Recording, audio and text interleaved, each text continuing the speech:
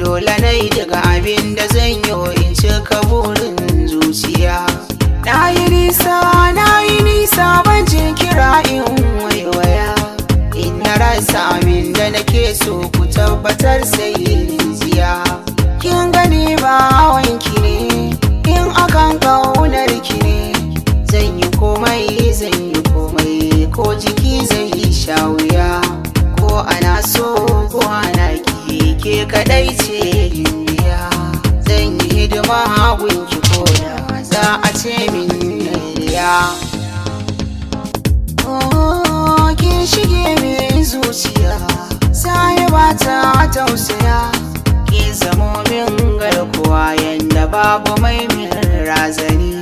Ki shinge ke tare min abin da zai cutar da ni, ki fito ki faɗa wa duniya gunki ba tamkayani.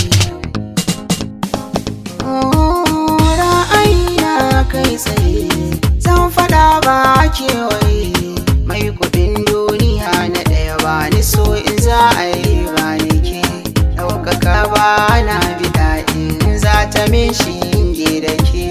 Ni muradin zuciyata na rayu gefe na da ke, nasara na yau akan so tun da kin zo da ni.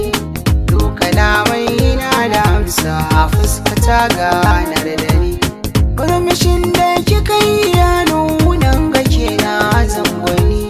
Na zamo zuwa kan soya na damin rawani, ban ga mai kushe ki ba, kunna ba zai ji shi ba. Ni da an kushe ki sai in ji so a raina ya dadu. Kuskure ne in ji kalmar da zuci za ta karkadu. Ni yabo ne ko da yaushe baki na shi ne zai faɗo. Alfahari zarayi ki zamo min dausayi, babu ni ba tsautsayi. Tunda mata ta da banki kike da matan zamani, ko a bayan ido na baki abin da zai cutar da ni. Yan uwa ga tambaya daga a faɗin duniya, me ya kai so daɗi. Ni abuna ya fi mulki ya ɗarawa dukiya. Zinariya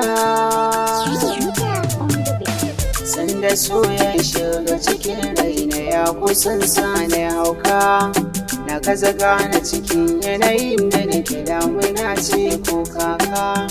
Da a ce in daina son ki a rai gwara ai samun tafka, in na so mana farka numfashi na da so zai dawo.